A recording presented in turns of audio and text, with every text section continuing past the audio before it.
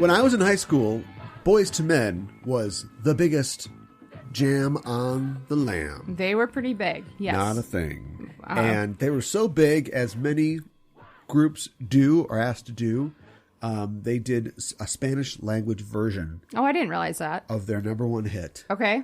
The End of the Road. Right, I remember that song. If you remember That Thing You Do. Yes. Remember when the Oneaters make it big? Uh-huh.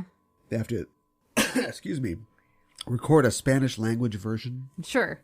Of their hit. I think that's when Jonathan Chase walks off the set. Oh, okay. Because he's bad. All right. Oh my goodness, you all right there? I don't know. You want to take over? Sure. I remember Boyz II Men being super popular, and I remember there were a lot of other groups that were similar to them who kind of rode their coattails. Color Me Bad. All for One. All for One. Yeah. A couple other groups. And then we got all the color out of it. It just became Backstreet Boys. NSYNC, yeah. 98 Degrees. Right, exactly. Thanks to Lou Pearlman. May he rest in distress. The Spanish title of End of the Road is Final de Camino. Wow, that sounds... Is Camino Road? Yes. Really? That's why the car is Camino called car is El Camino. El Camino. And that's what Jesse Pinkman hits when he gets out of that cage. His rusty cage. Yeah. And he runs. And that's what the Netflix film El Camino will be focusing on. You asked me this, and I don't have a good answer for this. Like, how did Netflix get the rights to this? Like, why isn't this on AMC? And, like, seriously, how did Netflix get this? I don't know. It's bizarre to me. I don't know why we need it. I don't know why we need it either. But we're getting it. Okay. Well, I'm not exactly sure how I feel about the movie, to be perfectly honest. It's good to know that the two things we know about Skinny Pete have not changed. He's skinny. Skinny. And he's Pete. She's a Pete. And he's skinny. Yeah. Yeah, I don't know. I mean, that's an interesting way to, and we're talking about a trailer that's available on the internet. It's an interesting way to sell it. What else do you do? Just have, the back of some guy's head, and then we find out it's Jesse or something right, like that. with like a voiceover or something like that. Yeah. But that's kind of what they did with Westworld, so they're like, let's do something different. Right. And also show that, I don't know how long Skinny Pete's going to be in it, or if Badger's going to be there, and the whole crew's going to be there. We don't know if Walt will work into it somehow. Well, I was wondering about that as well. But we know that it's written and directed by Vince Gilligan. Okay. Well, I guess it'll be more of the same, more or less, of the show that we're used to. We've already got a Breaking Bad. We already have a Breaking Bad, and then we have a spinoff. We have Better Call Saul. Who knew that we were getting a Blue Crystal cinematic universe? Right? Or like the ACU, the Albuquerque. Oh, there you go. Cinematic universe. Yeah. I was not aware we were getting that, but I guess we are. So, do you know when this movie is going to drop? I have no idea. I'm assuming sometime. Oh, it's next month already. Yeah. All right, that's right. It said October. Yeah. Okay. Or October. Whatever month it is. Yeah. Okay. Well, it's coming pretty soon then. I hope it's good. And what do you want to see from a Jesse Pinkman movie?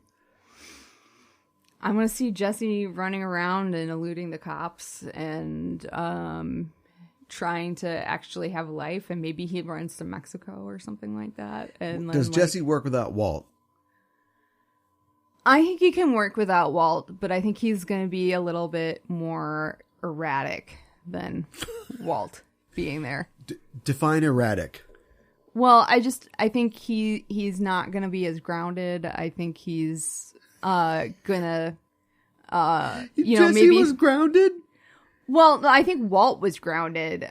Was he ever grounded? Yeah, he was famously going to be killed. He was going to die at the end or during the first season. Oh yeah. And the production they just liked Pinkman, the actor so much.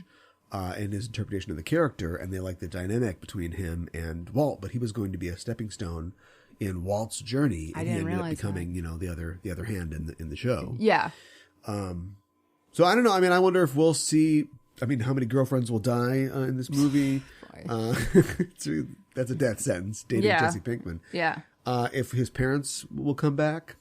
Oh, they were a big part of it for a while. Yeah, that could absolutely happen. I wonder if we're going to see a bunch of other minor characters. Like he'll try to stay at their house or, lay low in a beach house or something. Don't write it. You don't have to write it. All right. I just want to know what you wanted to see. If you want to see him stay in people's houses. I guess I want to see him beat the law.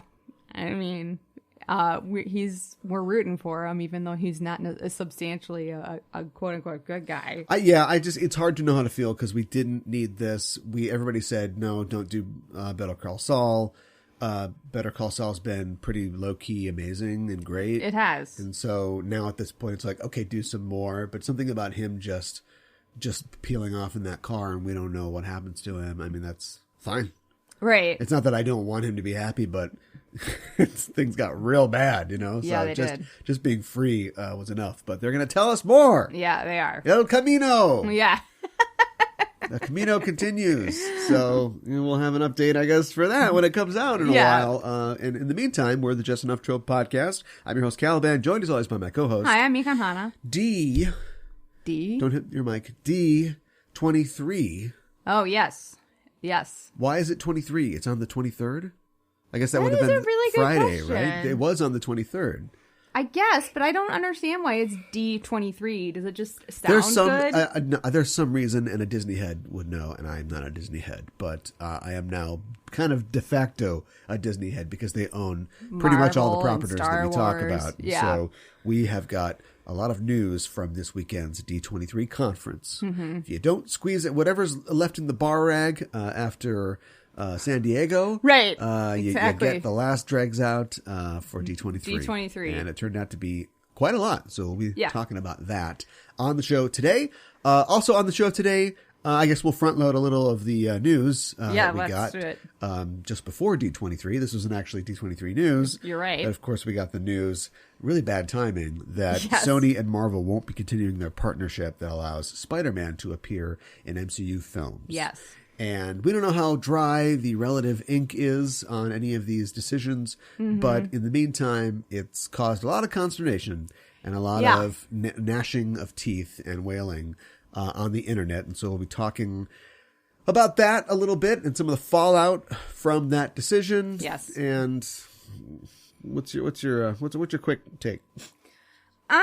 Honestly, as a fan, I'm just kind of pissed off. Yeah. I feel like I'm mad at both parties for different reasons. Because but enough about politics. I know. I mean, I can see both points of view that are going on here, but at the same time, maybe I'm just being selfish, but I want my Spider-Man in my MCU, Don't you love your relentlessly optimistic friends? Like, I exist on a continuum of cynicism that is, leaning to the right side.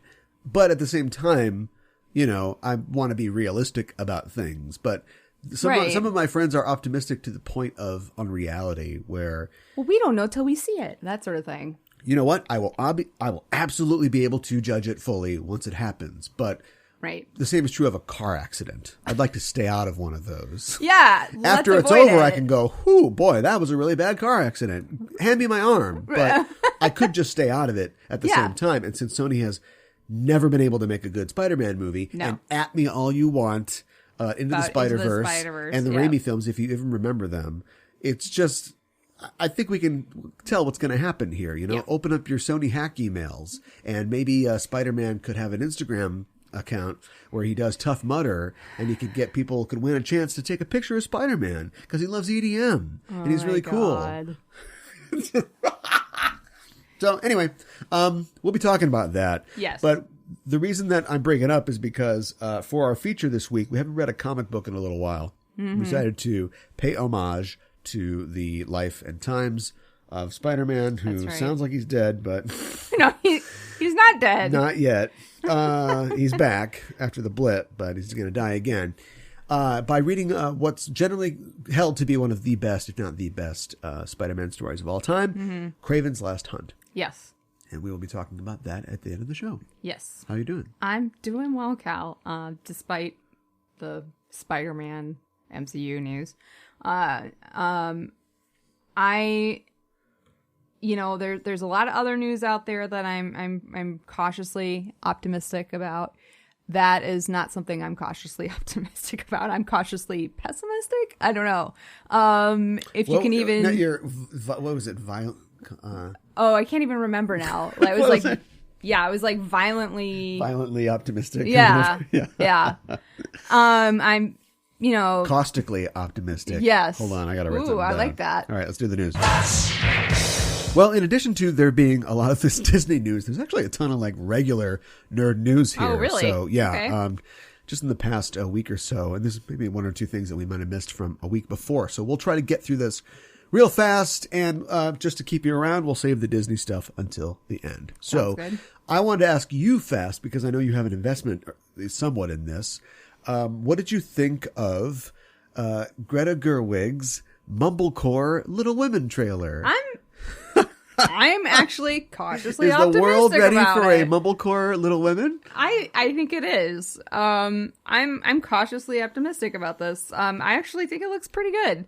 I think it's got a pretty good cast. So I'm excited to see it. Yeah. Yeah.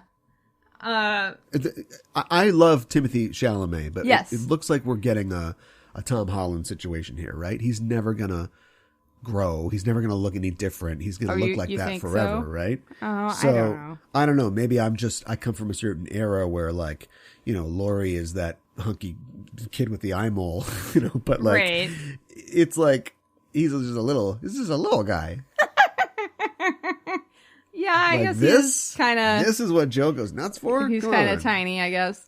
But if it's Saoirse Ronan, who is like the female version of just gonna look 14 forever, I guess, then it works. Babies having babies. Yeah. All right. Well, I always the story of Little Women is always kind of like complicated, like. It's going in one direction, and you think it's going to go one way, and then it goes somewhere else. And I guess that's just kind of good storytelling, Yeah. Like, Louisa May Alcott was the Dan Brown of her time. Right. And I think you mentioned that there hasn't been a Little Men film since like the 1940s. There might have, I don't know, somebody might have taken the indie swing at it, but I don't think I've seen that. This is like the third or fourth Little Women in like 20, 25 years. Well, and the last Little Men was like 1940. Yeah, there was a Little Women that came out last year, but it was a modernization, and the trailer looked just dreadful. Awesome. Like, it just looked absolutely terrible. Like in the vein of a Clueless or something like that? Yeah. Mm-hmm. All right. Well, anyway, maybe this one will really land, and then Greta will re-up for a Little Men sequel or something. That would be nice. We'll yeah, see. I'd like to see that. Hey, speaking of sequels or reboots, Kevin Smith is doing a He-Man series for Netflix. It's called Masters of the Universe Revelation. Not a good title. No, it's not. Revelation, not a good title. Not a good title.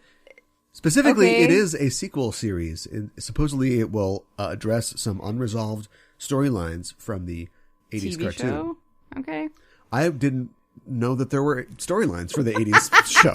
I just thought this week Let alone it's that like, they were unresolved. Oh no, yeah, like Skeletor has found a way to turn people into dogs, and then we turn them back. Do you think that Skeletor is like one of the best like bad guys from like cartoons? Yes. Yeah. At first pass, yes. Now, because there's something so iconic about a ripped dude with a skull head, right? Who's also just a little bitch. You know what I mean? Like, he's just so catty. I love it. Yeah. Of course, we have to throttle that to death, and so I think early 2000s. Like Fox Kids cartoon, like gave him this whole backstory where he was this dude named Keldor or whatever, and they tell us the story of how his face got melted off, and because he's working for Hordak, and it's just like, it's just right? cool when him and Evelyn are just sniping at each other and he's yelling at Beastman, and they just that's the good part. Well, I hope it'll lean a little bit more the original cartoon than the remake. It will 100% be a She-Ra situation, won't it? You think so? You know what? I don't know, because every Netflix show has been that. But this is Kevin Smith, and all the good and mostly bad that entails. Yeah. Spoiler alert, I'm not excited about this at all. But then again, I haven't thought about He-Man in about 30 years. Is it going to be animated? Yes, it's absolutely going to be animated. Okay. But my point is that it will be probably a real, like, heavy metal cover, kind of what they were going for the original, only dumbed down for kids. But this will be every single figure, or every time that they try to do one of these cartoons or reboot, it's like, oh man, it's so sick and badass. And it's like, it's not sick and badass. It's a guy in pink tights with a bowl cut who transforms into a different guy with a bowl cut and a tan. Yeah. And it's crazy homoeroticism. And so it's like, how is that like, oh man, it's the anime stylings and the no, but that's what Kevin Smith's going to do, right? Yeah. I mean, how do you make a cartoon like quote unquote cool when it's ostensibly like the most uncool thing ever? Like how do you do it? Yeah. Ask all the people who have done it over and over and over again. All right. Yeah. I think you're right. I think it is going to be a little bit like She-Ra, especially since Netflix has done that. That's probably for the best. Yeah. I've heard that Andrew Scott, seen most recently as Hot Priest in Fleabag, oh, yep. Will be joining his Dark Materials. Oh, okay. Yes. The season we're going to see, the first season, or like, yes. Oh, okay. Yes. We just didn't know about it before. Yes. Because I'm assuming they've wrapped on that, right? Or maybe not. Or you know what? It might be. So it's been a while since I've read the thing. He is playing the father of a character that appears in the second book. Oh, okay. So this he might be for season two. Okay. Yeah. And I don't want to say anymore. That's fair. So this isn't a huge role, but it just goes. It's in the same vein of them, really just pumping this thing full of character actors and a lot of good talent in this. Well, that's always a good sign, I think. Yeah. So I'm looking forward to that. I would like to read those books before it airs, so maybe I need to get on that. I got them. Okay. I'll send them to you. Okay, sounds good. Did we talk about how Hasbro has bought Entertainment One studio? What is Entertainment One studio? What have they done? They own a lot of preschool brands. Oh, okay. Like Peppa Pig and you were PJ just Masks. Telling me about Peppa Pig, and weren't you? a couple other a couple other shows. I think they produce like Trailer Park Boys and a couple scattered like adult shows. Mm-hmm. And so Hasbro has bought them for $4 billion as part of a a consolidation effort. Everybody's trying to consolidate. We're all trying to stay ahead of Netflix, Disney, who are always going to have a huge market share, but we need to, the thinking is, shore up our own catalogs so we can compete against them. Okay. Interesting. I'm assuming there'll be more toys with the Trailer Park Boys? Yeah, sure. Trailer Park Toys. I can't wait. Yeah. Oh, man. The dress up kid. Yeah, right? You can look like Bubbles. Right? I don't watch the show. I don't either. Here's some other non-Disney news, because it's really hard to not be talking about Disney news, but Sony's Uncharted movie, starring Tom Holland, has lost another director. Oh, Director no. Dan Trachtenberg is out. Uh-oh. But apparently Sony is putting this in hot turnaround, and they are trying to get somebody immediately to take the director's chair. Okay. And we might have a announcement about that next week. So, yeah, but they want to fast track this. Well, they want to keep their Tom Holland as long as Well, they this is can. what I wondered about, because when you've got, it's not Tom's fault. No. But you're Sony. The reason you're doing this is because Spider-Man Far From Home is the most successful movie you've ever made. Yes. Financially. And critically. I mean, you're Sony, let's face it. Right. So you want to hold on to your property, but because the last two movies, which are two of the most successful movies you ever made, are so heavily leveraged on properties that you don't own, right? What do you do? I Not to mention the fact that saying. you've got Venom 2 coming up. You've got a Mobius the Living Vampire movie, which I think is done shooting at this point. You're still toying with a Sinister Six property, right? With a Silver Sable and Black Cat film. What else? Kraven solo movie. Yeah. So when you got all that going on, and none of those people have met Tom Holland yet, who's the weak link here? You recast Spider-Man. Yeah. Kill Uncle Ben again and get this thing rolling. Yeah. So it's fun. I almost thought that this would be a perfect opportunity for them to go, let's just cut our losses on the Uncharted thing because it's clearly not going to work. Right. And then we can just cut Tom Holland loose completely. But apparently they're doubling down on that. So that might be good news for him being Spider-Man still. I heard that they were planning on keeping him for at least the next 2 films. Assuming there will be 2 films. Yeah. Mm-hmm. Well, we're kind of talking about it right now. We are. So let's just talk about it. Okay. Yeah, that's what happened. Apparently, what came down to a producer credit and the finances. Yes. From what I understand, the original deal that Disney proposed was that they split evenly the box office take with them basically producing and providing creative assistance on a Spider-Man movie. Yeah. Sony turned that down and somehow got them down to like 5%, I think. They were only Disney getting took 5% originally, but kept all the licensing for toys and marketing and stuff like that. Yeah. Which probably, I mean, look, $3 billion they made on 2 Spider-Man movies? Like, it's nothing to sneeze at, but you probably made double, triple, 10 times that in products. Right? Yeah, probably. So we went back to the drawing table or drawing board or the negotiating table next to the drawing board. And Disney came back and said, okay, let's do it 50-50. And Sony's like, no, I don't think so. And I get where Sony's coming from. And from what I understand, didn't even negotiate. It was just like, no, I don't think Disney did. No. They were just like, well, if you're not going to take our deal, then we're done. No, Sony didn't negotiate. Oh, Sony didn't? Yeah. Okay. And a lot of people are blaming Sony, but you can understand Sony's position. But as you pointed out at the beginning of the show, I don't care who gets paid. I want to see a good movie. Yeah, exactly. So, and I think Sony might be in the right in terms of, and as much as like these multi-billion-dollar corporations need to be defended, in terms of like creative and artistic freedom and not getting screwed out of something that they are putting up the money for. But you better hope that Mobius the Living Vampire movie is a surefire hit. Right? Well, I just think that they are underestimating. I know that Marvel only was getting 5%, but they were putting in probably more than that into the production itself, and giving you access to other characters that you don't own. Like, we're not going to see. I know technically it wasn't Fury. I know it was Skrull. But, I mean, you're not going to see those characters in another Spider-Man film because they're owned by Marvel. So. Yep. You get one Oscar and you just go nuts, don't you? Yeah. You think you can go it on your own. I think you just underestimate. We're going to see. Yeah. How much help they're getting. I just wish that we didn't have to let 6 years go down the tubes and see, we saw in 2005 with Josh Trank's Fantastic Four movie that you guys don't know what you're doing. You didn't know on the last 2. If you can't crack it, you can't crack it. Right. But all you care about is money and not making a good film. It's a business before it's art. Yes. That being said, I don't know. I wish I had something to drop in here. Oh, no. Speaking of business over art. Yeah. Hasbro also bought Death Row Records. Really? Yes. Why are they buying all this stuff?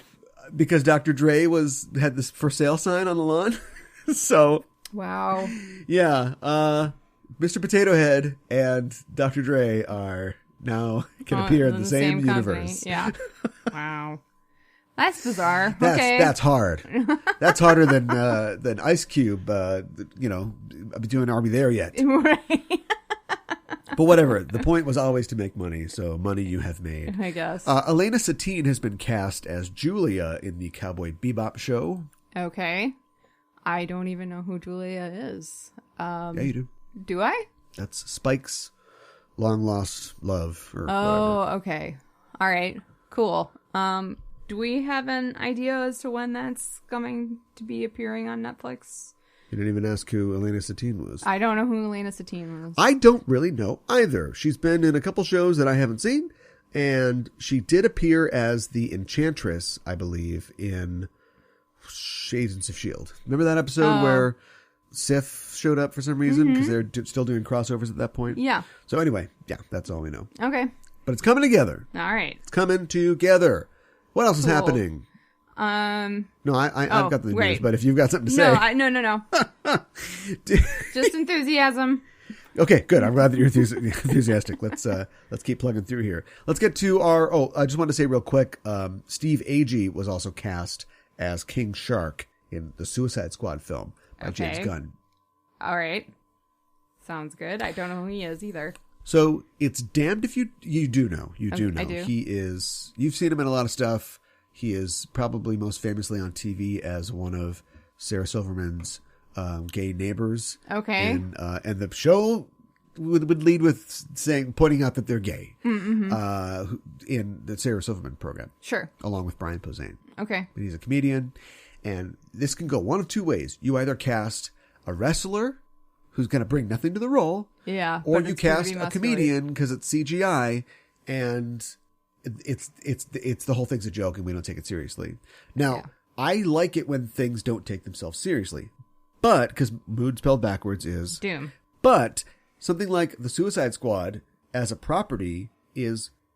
It can't exist if it's too funny. Do you know what I mean? It is based in the idea that, like... Flick the cigarette butt out. Maybe I help you, maybe I won't. What's in it for me? And it's like, oh no, Slipknot got his head blown off. Like, it's all based in like, oh, so cool and edgy. You know, that... Yeah. That's for somebody. I bet Zack Snyder would make a awesome Suicide Squad movie, I bet. You think so? Yeah. But like casting Steve Agee, it seems like we're going in a particular direction. Yeah. Like King Shark exists, unless he appears in the Harley Quinn cartoon. He exists to be scary and ripped and Masters of the Universe. Right. But instead it's like, hey guys, what's up? He's just going to tell jokes. I'm Steve. Yeah, he's telling jokes. Yeah. King Shark and his stand-up routine. Right? Thank you. Well, I just got to keep swimming, I tell you. Something like that. I don't think so. We'll find out. All right, here it is. The Disney news. What you've been waiting for. I have. You've been waiting for that hot news that Kit Harington is playing the Black Knight in Eternals? What? Yeah, I know.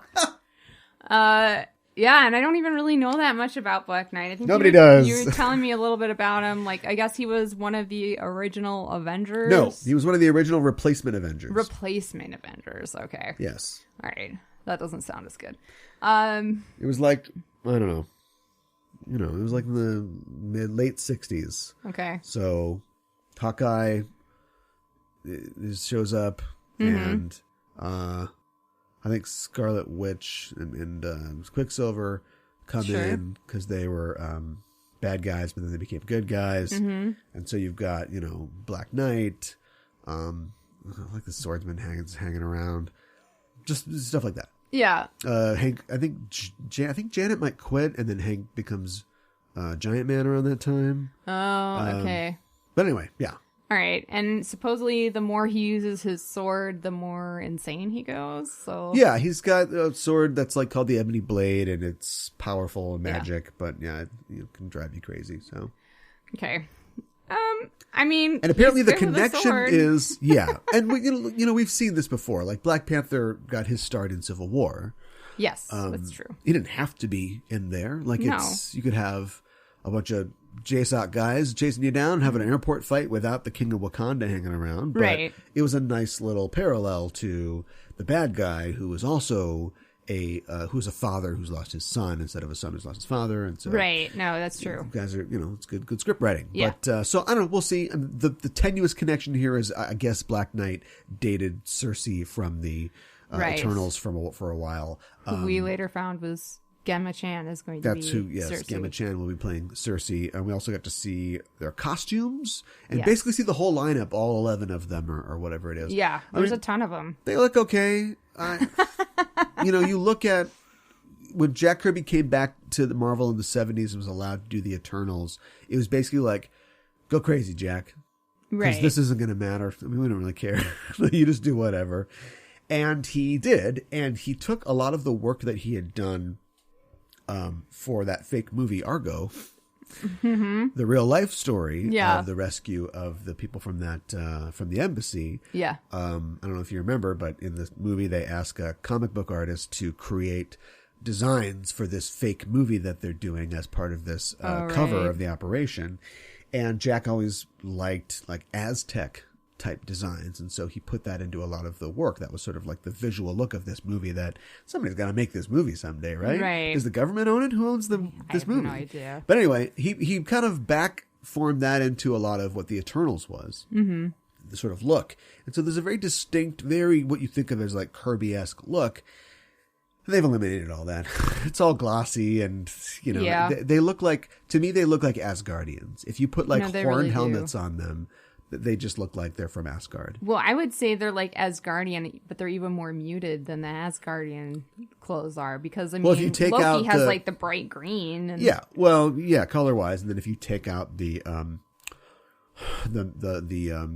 Renaissance or medieval sort of elements, yes, to their costumes, yeah, they just look like we haven't put the bones and chainmail on an Asgardian yet. It's right. an Asgardian's, casual wear. Right, exactly. So not thrilled about that. No, because, well, I heard somebody talking about it, and they're like, it's something new, it's something different that we haven't seen before. Well, if that's true, then it shouldn't look like something we've seen before. It should be something completely new and completely different. Yes, I don't want it, but Kit Harington does, and he's got a job now. Yeah. They're like, so what are your qualifications? Well, I rode a horse. I know, right? And I swung a sword for 8 years. You're like, I know exactly. You're in. You got him. Yeah. He's in. So we were looking at that. What else? Disney has announced 3 more Marvel TV shows. Yes. A She-Hulk show, a Ms. Marvel show, and a Moon Knight show. Yes. I'm super excited about all of these properties.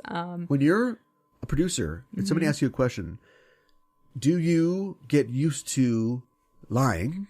I think or you have to. Is the truth itself permeable and fungible? Because 6 months ago, they were talking about Moon Knight as a property and how they were excited about exploring its options, and maybe it was a TV show, maybe it was a movie. How much work is done on this? Do you know what I mean? Like, I know that like when Mahershala Ali comes out in a Blade hat, they said right there that this is phase 5. Like, we are nowhere near, nothing. Yeah. No pen has touched paper. No typewriter has paper in it. Like, we know that this isn't a thing, but they come out and they're like, we're excited to show you Moon Knight. It's like, but did you guys just come up with this like yesterday? Or at the time that you said, maybe it's a movie, you already had scripts and, you were casting and thinking about stuff? I think it's hard to say. I think this is very early in the process. I think so too. I hope they didn't just say, oh, TV show. Yeah, we got to get something together for D23. Let's just do it. I hope it was more thought than that. There's a dartboard in the Kevin Feige's office. I know, right? But I was kind of questioning, like, is this the best medium for these properties? And I was talking to you about it. Oh, thanks. I like how you can go. What? You said something great, and I'm going to say it now. Well, I just wanted to say you kind of convinced me okay. In a lot of good ways. She-Hulk, she's not only is she a counterpart to the Hulk, but she's a lawyer. This should have been a David Kelly show. Right. 15 years ago. And I totally agree with you. And I think that makes it a huge good point, that this was definitely going to fit within that medium. I think that they're probably going to lose, even though they do own Deadpool now, is that She-Hulk has always had a similar fourth wall breaky sort of nature feeling to her. She was always somebody who was silly. It didn't have to be taken that seriously. Not necessarily when she was guesting in Fantastic Four, but like in her own books, the John Byrne stuff or whatever. It's very much, it doesn't really matter. No, Galactus. Oh, he just had indigestion. We got him a big Tums or something like that. It's, it's never really like that high stakes. Right. So if you combine that with Dancing Babies and Ally McBeal, I don't know what you get. Right. I don't know if they'll do that. I'm just saying that's what I see here. Well, yeah, it's a procedural, like you said, and like, I think Ms. Marvel could have been a good movie, but maybe it fits better as a TV show, like you were saying. Like, it's going to be like a teen sitcom sort of thing. Like, she like sitcom. Well, maybe not sitcom. Like awkward.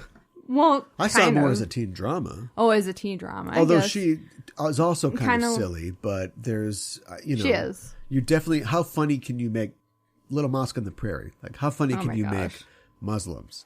Now, the answer is you should be able to make them very funny, but I think a lot of it's going to be, oh no, those neighborhood kids, you know, smashed up my store again because I'm Mr. Pakistani or whatever. And she's like, oh boy, I'm sorry about that. And it just seems like there's going to be, here's your chance to attack some social commentary. Right. It doesn't have to be in this ostensibly fun show aimed at teens, Kids, but yeah. I don't see that being, I see that being a part of it.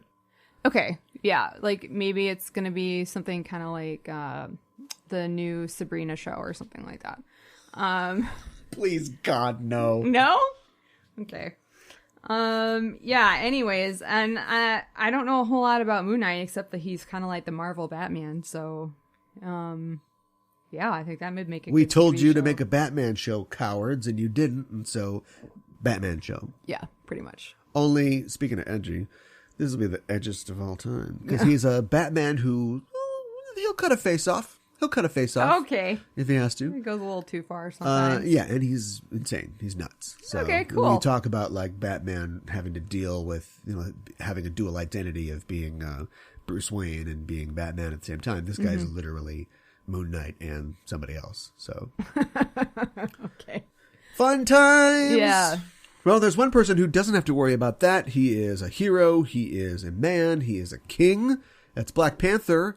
And his sequel will be coming out in 2022. Yeah, they did formally announce it. Yep, they had Ryan Coogler Yes. hanging out on stage and talking about what's coming up in the future, and not revealing very much, No. but definitely saying that it's going to be, you know, it's going to be even bigger. It's going to be the first one, but more. And they hinted at that the bad guy might be Namor, but they didn't like I come think a out and lot of say people are assuming a lot. I have heard that rumor for a long time Me too. coming now. And people can't be, I've also heard a lot of rumors that weren't true at all, but Yeah. I think that in that way where you go, at this point we have a machine that can squeeze out a movie in 18 months. No problem. Less. What are they saying on the internet? People want Namor? People want Namor? Yeah, I think people want Namor. No, they don't own Namor. That's Universal, right? Universal owns Namor. Oh. So if they want Namor, they're going to have to do some kind of deal. And after this weekend, maybe that won't happen. Oh, I didn't Maybe realize. they don't want to do that anymore. I didn't realize Universal owned Namor. I thought they Unless got it him reverted, and Fox. yeah, unless it reverted back because they didn't do anything with it, because they haven't done anything with it. But I haven't checked up on that recently. But that was always one that was sort of an outlier. That was part of the whole okay. yard sale of Marvel properties Okay. in the 90s. What else? There's a bunch of other things that they announced that aren't necessarily, you know, in our neighborhood, like Raya and the Last Dragon, starring Awkwafina as a new animated feature. It's coming from Disney. Soul, they announced Soul and had a trailer for that. We've heard a lot about this, Pixar's new US movie, film, yeah. but haven't seen much about it.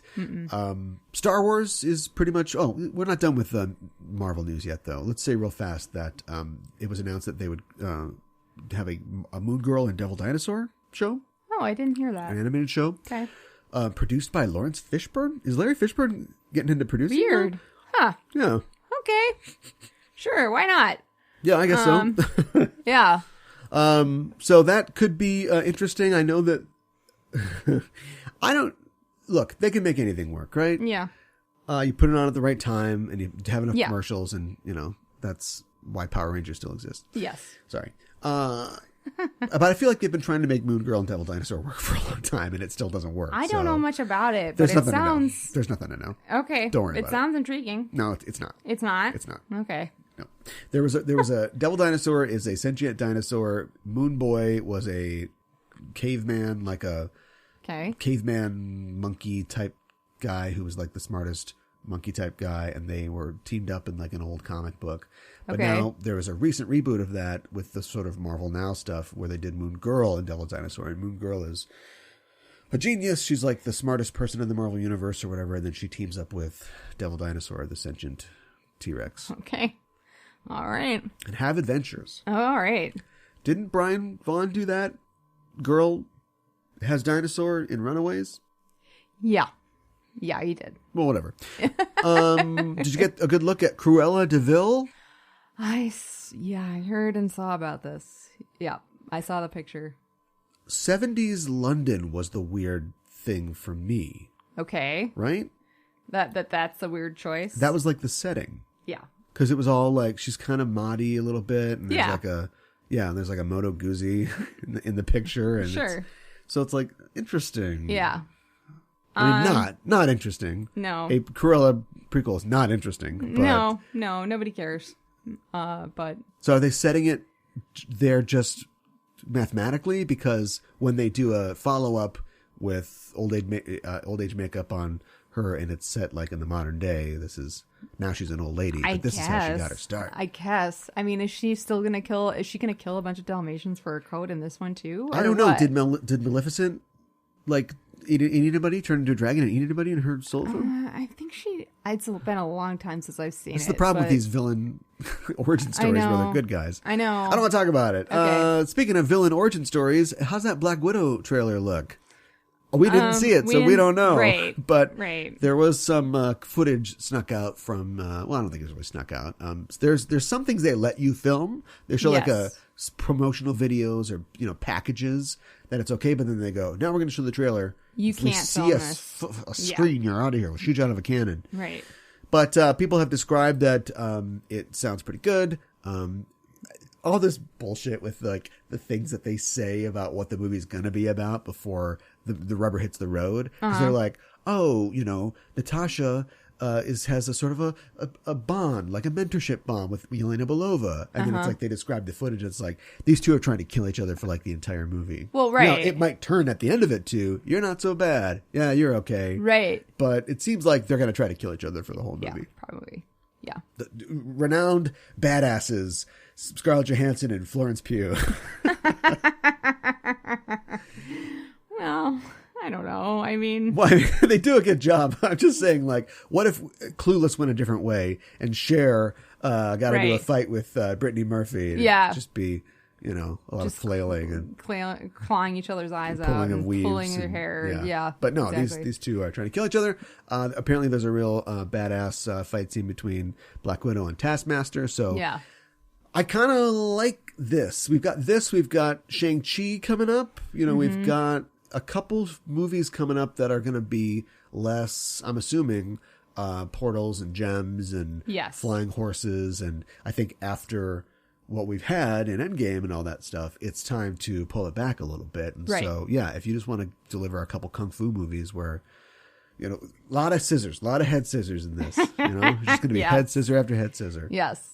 I wonder if Taskmaster is going to try that move on her. Well, he better, because their fight choreographers are great, and they're very good. This is actually, I think, in the description of the footage that we heard from somebody who had been there, is that they have a long fight scene, and the fight scene begins with Widow doing all of her moves, and then them not working, and then as the fight goes on, like, suddenly it's like, he's doing her well, how would you like a head scissor? So I'm positive that they will be able to communicate that, which would be really tough, because most fight scenes these days are just cut on punch, guy falls down. Yeah. No offense to Hobbs and Shaw, but I'd imagine that it's, kind of similar. Not quite as great. Yeah.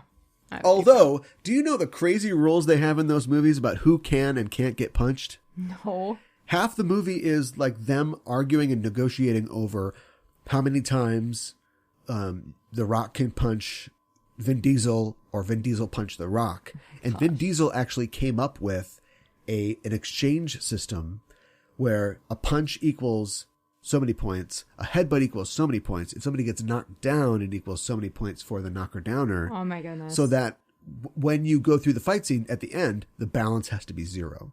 Nobody can come out looking tougher than the other one. Oh my goodness. Which I'm like, how does that work? Because I don't know really anything about these movies, but I get the impression that in the Hobbs and Shaw team, The Rock just blows through everybody, and Jason Statham has to sort of like scramble to keep up. That's kind of what I assumed as well. Right. Yeah. And that's their dynamic. That's fine. You wouldn't want to have The Rock and The Raw. Oh my God, I just invented the most amazing film.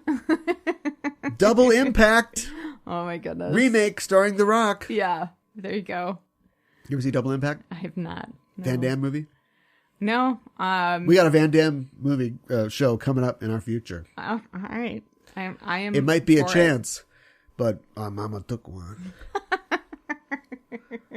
So we'll see about that.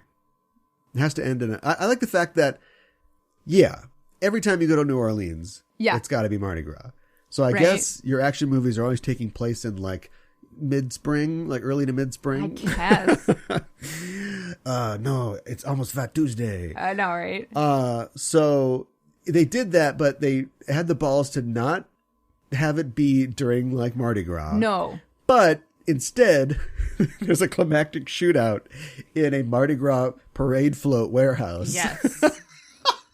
I know. Which, by the way, like, how is sold in the room? You know? I know, but like, are you going to give them money to like pay for all the floats that you ruined? Oh no, that's what a movie budget's for. I mean, I'm sure it's a lot. I'm sure like a real go get 'em St. Charles parade, in Mardi Gras costs over $1 million, but a movie costs $50 million. I know, but I was thinking a fraction of their budget. I was just thinking within the world of the movie, like how do you make amends? Oh, well, I was thinking about it in the world of the movie, and I guess we're just talking about our target now. Yes, their friend, the police detective, gets shot and killed. They don't call an ambulance, but she's dead. Yeah.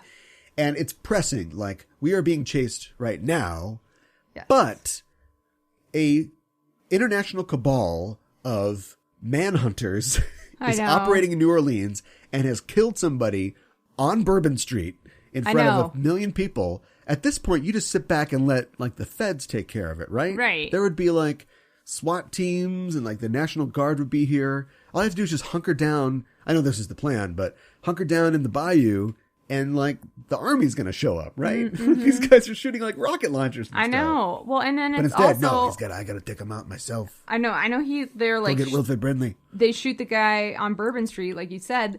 I'm amazed that nobody else got hit by a stray bullet or something like that. Also, I don't know what the open carry laws are, but it is the South, so I'm surprised that those guys didn't get hunted themselves. Yeah, you're right. I have no idea. That was a genre. What was up with the 90s? There was a whole genre of manhunt films where people are being hunted. Yeah. I don't now know. you can't even make a movie like that. No. You can, but it won't get released. Yeah, right. What were we talking about? I think I'm trying to avoid talking about Star Wars because it's time to talk about Star Wars. There you go. We got a little information. At least we saw a poster and I think a few stills, but we didn't have any access to. But we have seen the poster of Rise of the Skywalker. Mm-hmm. It's a poster where Rey is fighting Kylo Ren. And there's a superimposition of the Emperor's face. So this is real. This is really going to happen. I mean, it was real when they brought Ian McDermott out at Star Wars Celebration. And apparently in some of the footage from D23, we've seen Rey with a double-sided Darth Maul lightsaber. Okay. What color is it? Do we know? It is red. Oh, so she could really actually have Darth Maul's lightsaber. Great. Okay. All right. Cool. Do we want to talk about the trailer that they released for another Star Wars property? Do you not want to talk about Rise of the... Wow, you just dropped that like a hot potato. No, like a rock that was being lifted by your force powers and you got distracted. Well, let me just say, I'm cautiously optimistic about it. I mean, I like Force Awakens a lot, so I don't know. We'll see if JJ can do it again. I don't like all of his films, so it's not like a real pull for me that he's doing it.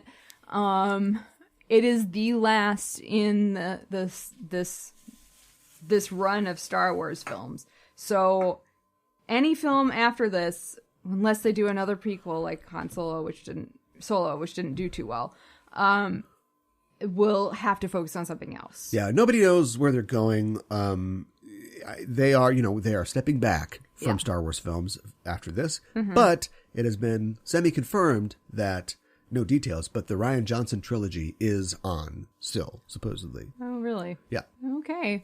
Well, it would be nice if we had any sort of inkling as to what that's going to talk about. I think somebody asked him about it, and he said, who knows how carefully these people pick their words, but right. He said that he's excited to work on it or to be working on it, so I don't know. We can't glean that much to it. He doesn't want to tell you he's been fired until it's been announced. But, right.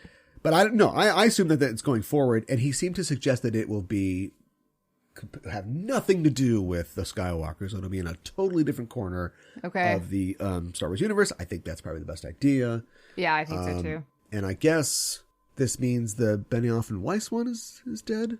Is their trilogy dead? Well, I don't know. We haven't heard anything about it. We've heard that they signed a huge deal with Netflix. We heard that. Right. Which is Netflix not Star Wars. Has all the talent. I guess they got Vince Gilligan. I wonder what their the Benioff and Weiss thing with Netflix is going to be. Nobody knows. We have no idea. Yeah. People want it to be a Knights of the Old Republic movie, but I don't think they do a very good job. So you want to talk about The Mandalorian? I do. Go. I really liked the trailer a lot. I think it's gonna be pretty badass. I like Jon Favreau. I think. Yeah. It Big looks. Zathrusta fan. A what? Zathrusta? I don't know about that, but Didn't he direct that? he probably did. No, he directed Jumanji. But I think that there's going to be a lot of action in it for Star Wars. It looks kind of dark, which I'm kind of excited about. I mean, I want the Mandalorian to talk, which we haven't seen him talk yet. But maybe that'll happen. But I think it looks pretty exciting. So I'm looking forward to that. You think they've got a stew going? I do. I do think they've got a stew going. I think the Mandalorian. No one should watch this. No one should watch this. Strange casting choices, but interesting. Yes, I think Carl Weathers, Giancarlo Esposito, and Werner Herzog are strange choices. I do think that. They're also super macho choices, but not macho like, who's the bald-headed steroid target, for this week. No offense to Dave Bautista, but it's just a lot of like, and Nick Nolte, these are all like, these are some grizzled dudes. Yeah. So maybe that will fit with the theme that I'm assuming it's going to be, which is like, it's not going to be fun to be a bounty hunter. It's going to be rough. No, it's going to be like a Western. Like how, I'm sure, cool with you that. got blue-eyed Clint Eastwood, as the man with no name, but everybody else is just some rundown, like 55-year-old dude who's just stayed alive because he's good at shooting people in the face, Yeah. And I've heard that things that we've heard about the trailer have kind of backed that up, that it's not like Carl Weathers is like the fixer or the guy that sends the bounties out, and he's saying there's just not a lot of good bounties right now. So times are tough for the Mandalorian and other bounty hunters. I gotta say, it's for somebody who is really just, I'm waiting for that stepping back because I'm really burned out on Star Wars. Yeah. It does, half of it looks like a real interesting take on the franchise. The other half looks like crazy fan service. And I wish we could just stop with the fan service. The whole point of freezing somebody in carbonite was that it was an improvisation. They needed to get this crazy lightsaber swinging, jumping, flipping kid to the Emperor in one piece. Mm-hmm. And so they are fighting him on a mining station that uses carbonite to entrap Tiana. What? Blaster gas. I can't remember the name of the gas. Doesn't matter. So they modify this facility. What if we put a person in there? They don't even know if he'll survive. Right. In fact, it's dangerous to do this, but it turns out it's okay. It doesn't. Either this takes place after Empire Strikes Back, and that becomes like Darth Vader, the inventor of the carbonite freezing process, has revolutionized the bounty hunter industry. Like, is that? Otherwise, it's just fan service, Seeing like, oh look, IG-88. I know it's not. It's IG-11. It's like a different droid, but it's the same like assassin droid, and it's just like, make a new assassin droid. You can do anything you want. Why are we looking at YT-1300 freighters or whatever? Tabana gas. I had to access that drawer in my mind. Last thoughts, go. No, I mean, you make a really good point. I don't know why we're seeing that. I do think that this takes place before Empire Strikes Back. Just gut feeling. So I don't know why we're seeing that. I hope we see one glimpse of a female character. I don't know if she'll be the only female character in the series. I think it's the Mandalorian's mom. I think this is his backstory. Oh, okay. Because it has a different look to it. Has a different like color timing and stuff, and so I think that means like flashback or different time period. Okay. So this will be like he was orphaned at a young age. Yeah, and this led to his like life of bounty hunting and crime. Rough and, okay. All right, that makes sense. But anyway, yeah. Could be good. Could be good. Could be no. We know one thing. No disintegrations.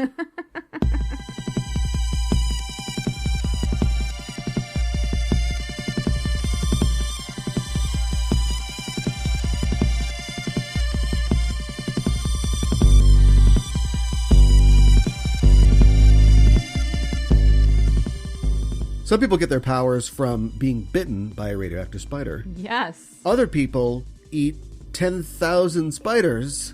I know. And it gives them the power to defeat Spider-Man. Right? We were talking about Kraven's Last Hunt today, a 6-part story from 1987. It was written by J.M. DeMatteis and illustrated by Mike Zeck and Bob McLeod. DeMatteis worked for a long time on Captain America, which he also worked with Zeck on. Okay. He also did some Justice League International. He did with Dr. Fate for a long time. Sure. And for me, he's like, everybody talks about how the 90s were extreme. I think he kickstarted it. I think that he was one of the fathers of the extreme movement in comics.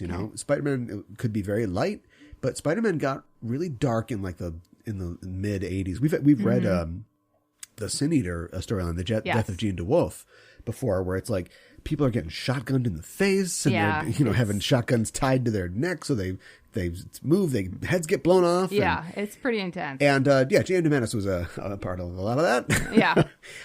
What happens in this story? Basically, Spider-Man is doing his thing. Sorry. I should say that this is a 6-part thing. It was initially going to be all in the comic Web of Spider-Man, but the editors decided to split it up amongst the 3 Spider-Man titles, which is probably a good marketing decision. I see. So it took place in Web of 3. Spider-Man, Amazing Spider-Man, and Spectacular Spider-Man. Yeah. I think there were 2 issues in each of those. But basically what happens is Spider-Man is doing his thing, being Spider-Man. Kraven the Hunter has decided he needs to conquer Spider-Man, and how he's going to do that, he's going to kill him, and he's going to take over being Spider-Man.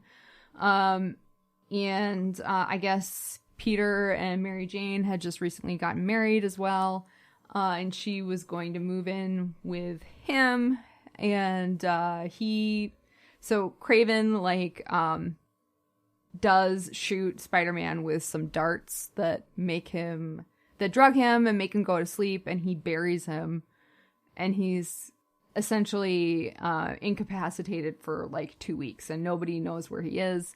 And during that time, Kraven becomes Spider-Man and takes over being Spider-Man. He kills some people. He doesn't just incapacitate them. And so he's kind of dragging Spider-Man's name in the mud. And then we also see another Spider-Man bad guy, Vermin, who I don't know if he's really aware that Spider-Man is incapacitated, but he takes this opportunity he kills 6 or 7 people. He's a cannibal. So he just eats them, which is just gross. And he can control rats. So that's pretty much the main thrust of it. And like you said, Kraven, to get into the mindset of Spider-Man, eats a whole bunch of spiders. I guess we're never sure if that's a dream sequence, but Spider-Man is having nightmares, but he doesn't know that Kraven is after him. So why would he dream about Kraven? Yeah, I think Kraven just eats a bunch of spiders. I think so too. But it's so edgy, man. It's so gross. Edgy. And their blood or something is green. Are we just showing that they're poisonous or something? And he just is eating them anyways? It's Echor or Icor as what does can't that be even right. What does that mean? It's bug blood. Oh, okay. It's the smell. Gross. There is such a thing. That's a really uninspired summary of what happens. Wow. That kind of cuts off about halfway through. Yeah. And doesn't really get into the psychology of why anybody in this story does anything that they do. Specifically, Spider-Man, like I said, it's dark. I think this is post-apartment fire, but post-wedding, though, too. Ned Leeds has recently died. He's died, yes. The Hobgoblin, kidnapped him and dressed him up and I think brainwashed him or something like that. So, the police caught the hobgoblin, but it was, Ned Leeds. And so Spider-Man has been trying to get over, losing this friend and coworker. And as the story begins, he's shaken. He is thinking about everybody who's died in his life. Gwen Stacy and Gene DeWolf and Uncle Ben and Captain Stacy. I guess he doesn't say Captain Stacy, but also him. And how, he doesn't really know why he's doing this. And a thread that runs through this, and this kind of goes to what we were talking about before with Moon Knight and Batman, is that Peter Parker is Peter Parker. He isn't like, I put on I'm really Spider-Man. The Peter Parker's the mask I wear during the day. Right. So I can take pictures for J. Jonah Jameson. No, like he's Pete, and he does this stuff because he has to. Whereas Kraven he's the hunter. He wants to be the animal. He wants to feel the kill, Right. And so to become the spider, he's like, has to think like the spider. And what ultimately we learn when Kraven accomplishes his, honestly I know that Vermin is maybe a power level above Spider-Man, which, how is that true? The guy just has rats and he lives in a sewer. But anyway, I know. It's a shitty goal. He beats Vermin and he's like, I did it. That's great. And he puts Vermin in a cage. I'm going to shoot myself in the face and die. I know. And so psychologically, I think the reason that Pete wins is that because he has a life and he has an identity beyond the mask. I am the deposed, son of a noble Russian family who, how's this timeline work? What herbs are you? Do you got a little purple heart-shaped herb there? I know. Because how are you still alive? I know. That's all Kraven sees, and that's all he thinks, is important, and he's a little bit insane. And so, yes, sure, physically he prevails, but he takes his life ultimately because he's like, well, I got nothing else to do. The hunt is over. Yeah. I'm done. Yeah, I know. He could have just retired, but he's like, he crawls into a coffin that he happens to have in his house. Like, I don't know, must have ordered it for himself or something. Well, he did hire that guy to dig graves all throughout the miniseries. I know. There are a lot of ongoing sort of motifs in this. One of them is quoting William Blake's poem about the tiger. Uh-huh. Tiger burning bright or whatever, but it's spider burning bright. And then we have like nearly every page, we have one wide panel of a bald guy digging a grave. With no shirt on. Yeah. I kind of thought, if he looks kind of like Absorbing Man. I was like, is Absorbing Man in this? I see. Maybe give the guy a shirt or some hair. Yeah. One or the other. No hair, no shirt, no Absorbing Man. Right. And so he's digging a grave. The grave turns out to be, for Peter Parker. Spider-Man, because Kraven... Right. Never takes the mask off. No, I know, because again, like it said, he doesn't get, he is what he is. He doesn't have something that he does. He is what he does. But then they throw him in there. Then for 2 issues, it is just animals crawling on the grave until mostly Spider-Man spiders. breaks out of it. Yeah. Yeah. So apparently, like, DeMatteis had this idea. And sometimes, as a creator, I understand this. Sometimes you have like an image or an idea and you have to write backwards from that because you just want to see this happen. And apparently he had an idea for a story about Wonder Man. I want to talk about Replacement Avengers, whose brother is the Grim Reaper, an Avengers villain. Okay. And he had this like idea for this, panel where the Wonder Man is crawling out of this grave that he's been put in by the Grim Reaper. And he pitched that to Marvel, and they went like, nah, I don't think so. And then DeMatteis later on brought it to DC and said, what about a Batman story where Batman is crawling out of a grave that the Joker put him in? And which is a story that actually did get published later in A Tales of the Dark Knight or something. But DC's like, nah, I don't think so. Yes, Grant Morrison probably borrowed it for Batman R.I.P. That's what I was thinking of. Then later, he created his own bad guy. I think he booted up the Spider-Man idea again and created a brand new character to do this. Oh. But then as he was looking around and thinking about the story, he's like, wait a minute, this old enemy Kraven would be a good idea. He's like this hunter. What if we, apparently editorial was like, yeah, we haven't done that character's dead. We haven't done anything with that character in a while. So you're fine to kill him. Well, you have to think about this when you create something. If you have something that you're going to throw away and it succeeds, it's never going to go away, right? Yeah, that's a good point. So, yeah, so now Kraven's got to stick around, I guess.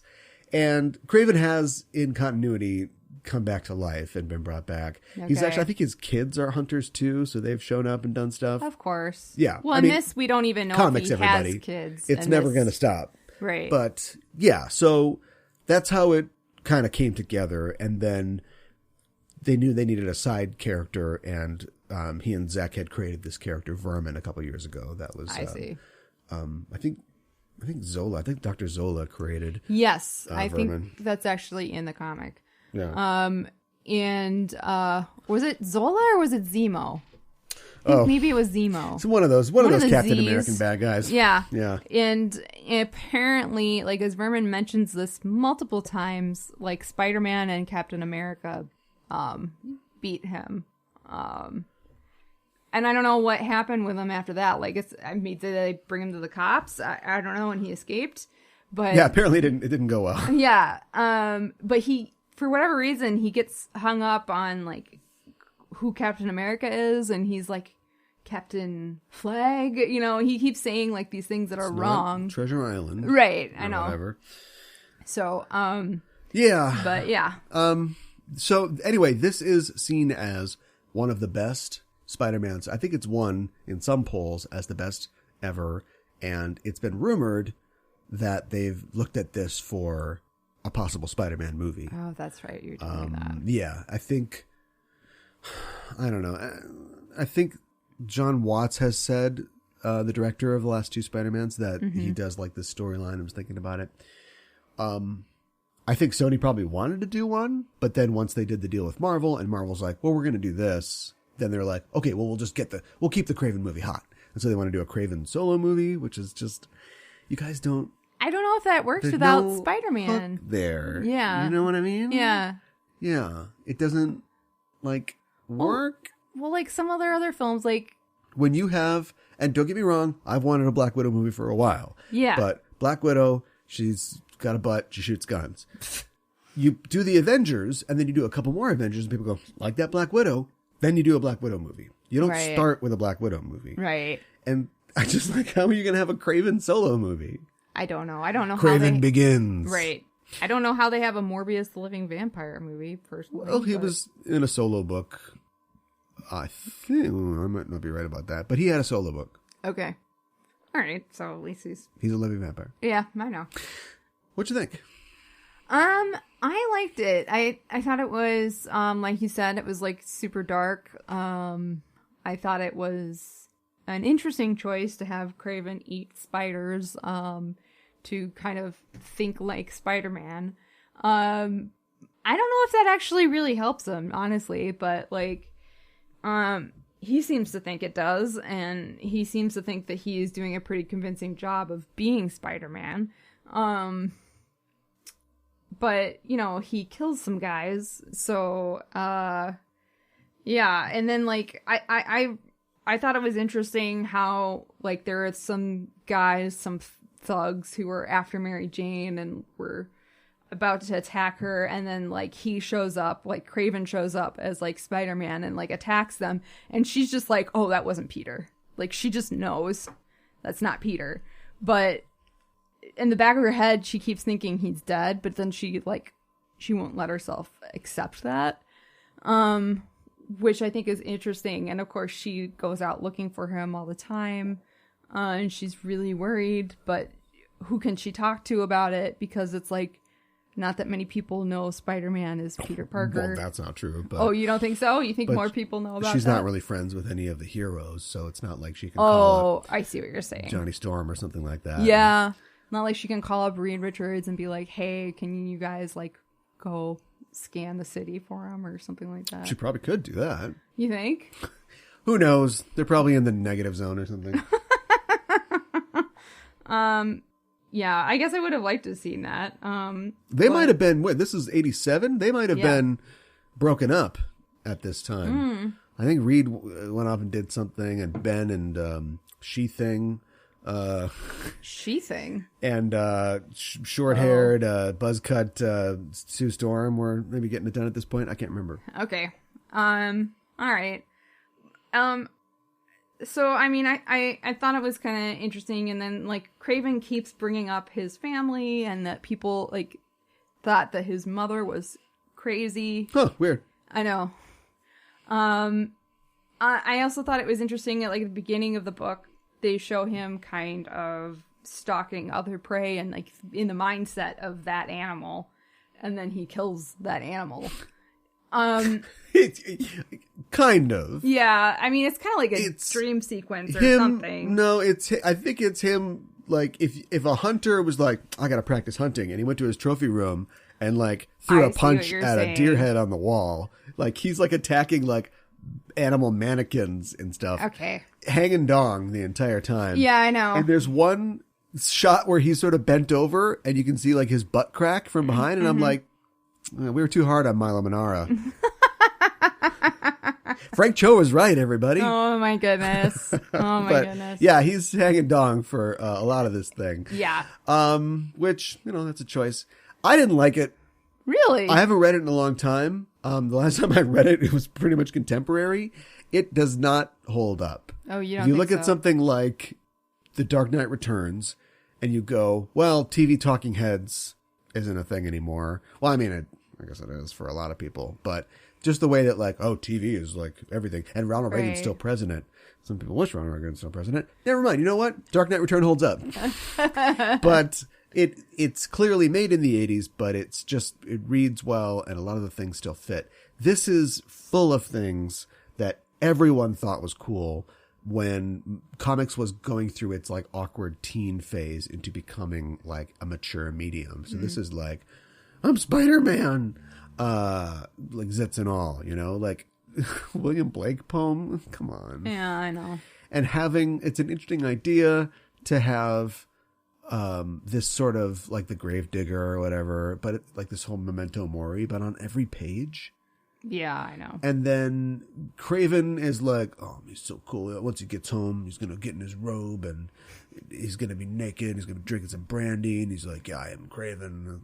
It's kind of, I guess he's the bad guy, but it's kind of dumb. Yeah. It's also like wildly misogynistic. Like, hell yeah. Vermin just goes out and eats exclusively women. Yep.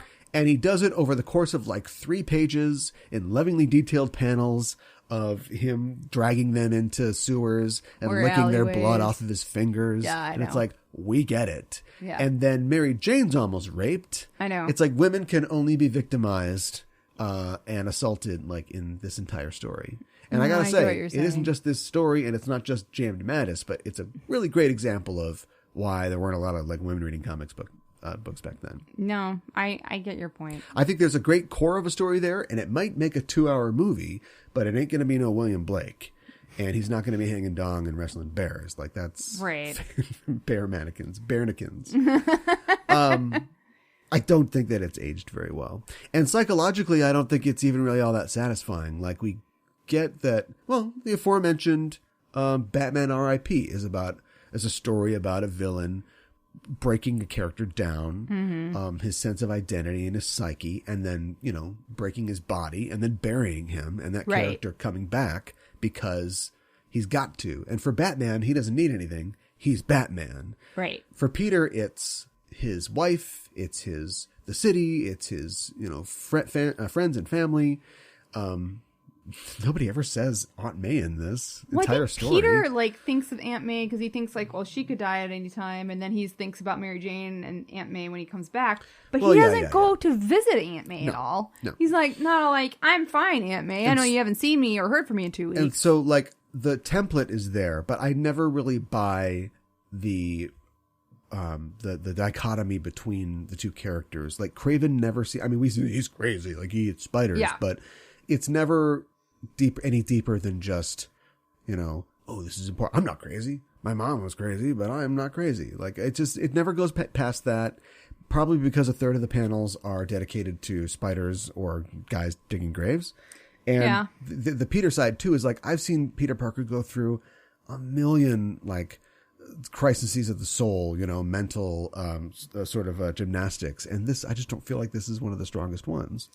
No, I mean, I see your point. I guess one thing I don't understand from Kraven's perspective is, like, I know he wants to kill him supposedly and like take over. Why doesn't he actually kill him? Like he like drugs him and he knows it's going to wear off. He knows he's going to wake up.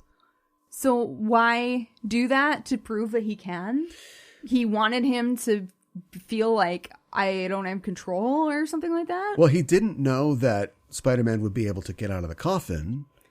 Right. Maybe he just figured he's very strong. Strength. You know, he could Right. get out of the coffin. Because at the end, we find out that he has a signed affidavit and like photos of him like attacking these people. So it's like he gives Spider-Man all the material necessary to clear his name so that, you know, ostensibly his reputation won't be harmed at all by Kraven doing what he did. It's almost like Kraven's like, let me borrow your car. I'll bring it back without a scratch. The only problem is like, while I'm taking the car, you have to be in a coffin underground. Yeah.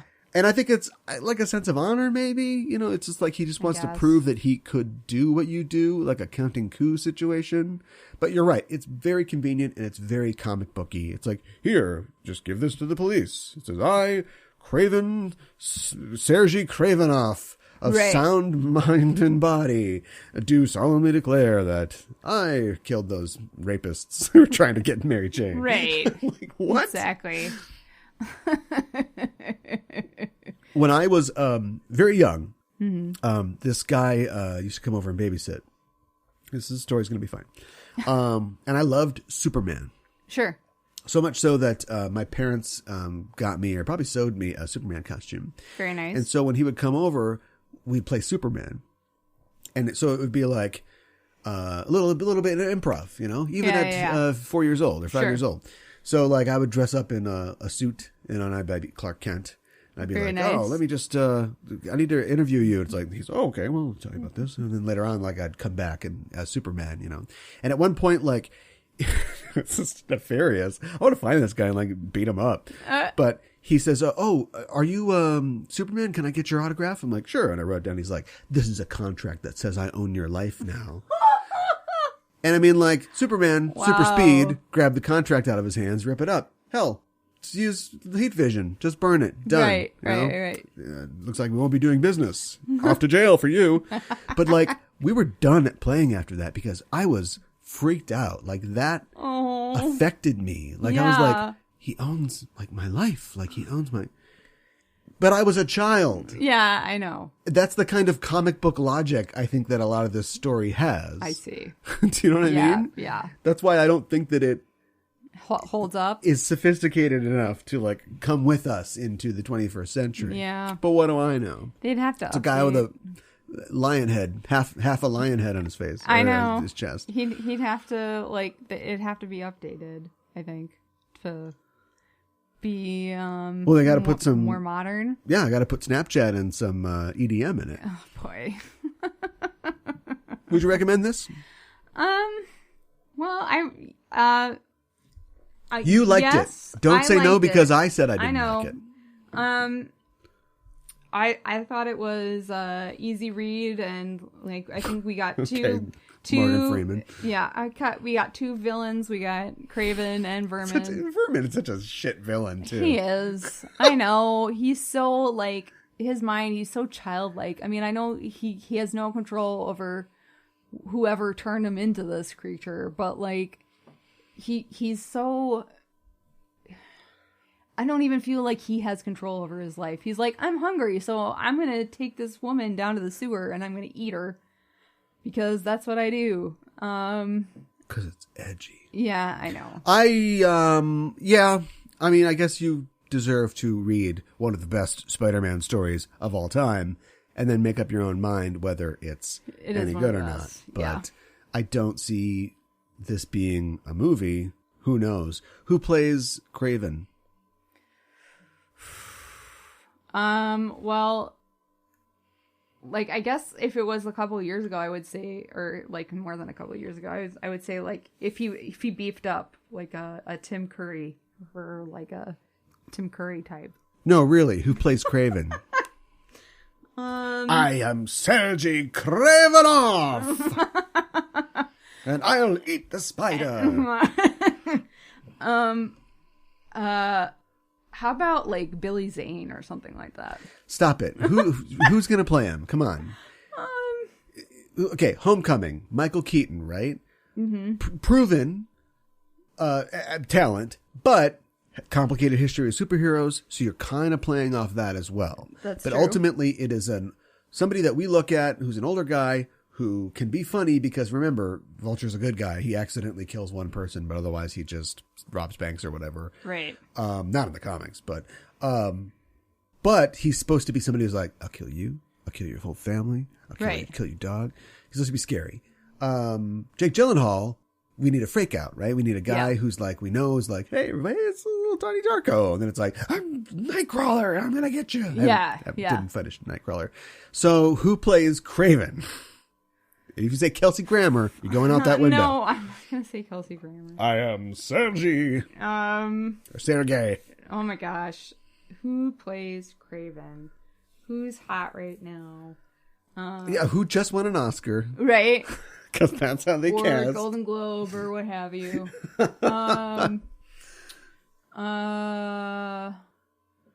Timothy Chalamet. I was actually thinking about the older guy in that Army Hammer. Is that? No. Human Saltine Army Hammer. Wow. Okay. Woody Harrelson's Taken. Yeah.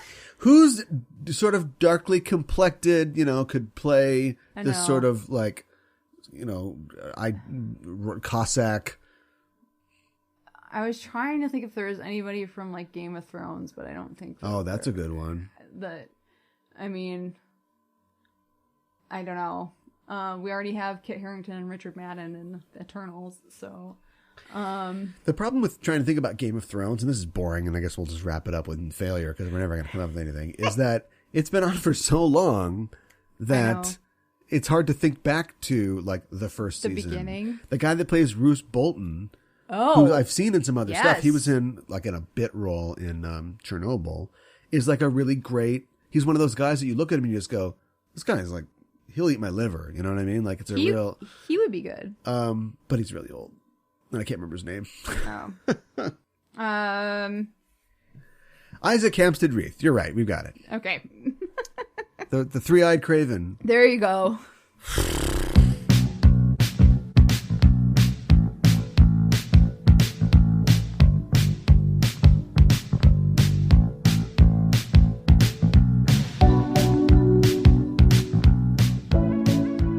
So anyway, I wish the show was better, but I think we're just... This Sony news has got me down, man. I know. Every movie studio should be required to release their emails every 5 years. You so think? We get a look at what's going on.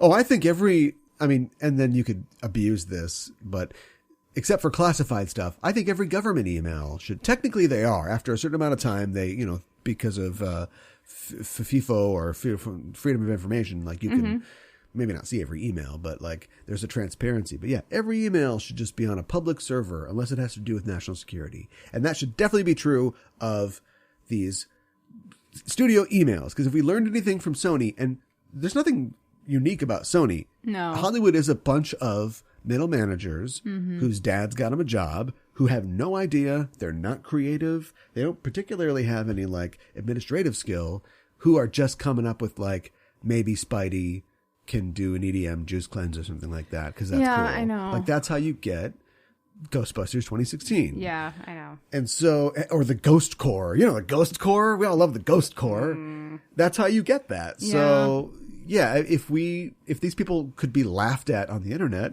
they'd come up with better ideas. No, you're absolutely right. They would. I know it's intellectual property, and then somebody will steal their ideas and yada yada yada. But come on, man. Yeah.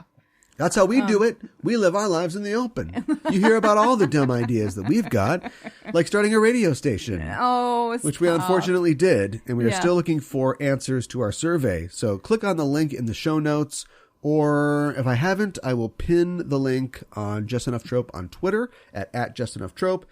please take this survey. We've got this radio station. We want to get it going. We want it to be something that you can tune into at any time and hear something fun, some of the programming we do on this show, something on our other shows, like Backtracking or Craft Disservices or Virtual Theater or Enterprising Individuals.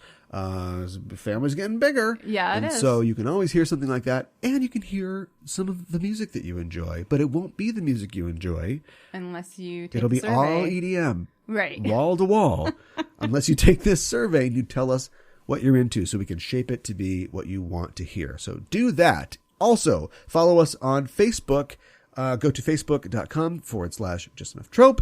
We have a Discord server. Now, we do. I know so little about Discord, I'm going to have a real problem even directing you to it. But we have a server called Just Enough Trope on Discord. So if you know how to get on there, go for it. I'll also try to leave a link. But if you want to join, we would love to have you in our Discord chat and to catch up with you and find out what's going down. Subscribe to the show in the meantime so you can get it whenever it's ready, and give us a review and a rating because we want to hear how you think we're doing. Most important is to give us that rating that gives us a high amount of one thing or another. So those computers that run everything, and I for one welcome them, know that we are doing a good job. So give us 5 spider sandwiches. You don't have to just, sure, sometimes you're in a snacky mood and it's going to go for a handful, but treat yourself.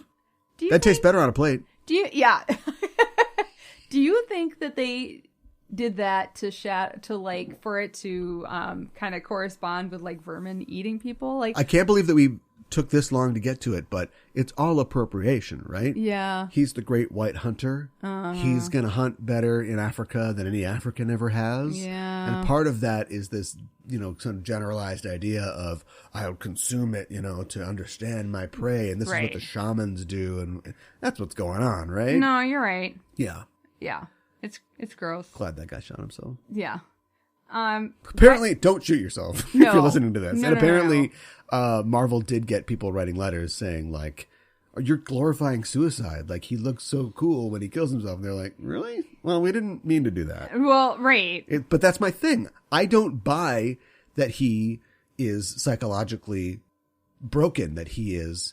You've got one scene where he's having a ayahuasca dream or something like that, and he's, climbing up a thing or somebody's yelling at him or something like that. But you don't feel that he is both, I did it, but he's also like you don't feel those two levels. No, you don't. No. Well, and then I also wonder, like, if Vermin's just hungry, why doesn't he eat the rats that he can control? 1,000 words for you about Vermin on my desk Monday morning. Because apparently you have more to say about Vermin. But for our fans, give us 5 stars, and we would appreciate that. And that's it. We'll be back next week to talk about something else. And until then, we're signing off. I'm your host, Caliban. I'm your co-host, Mikan. Keep the geek fires burning.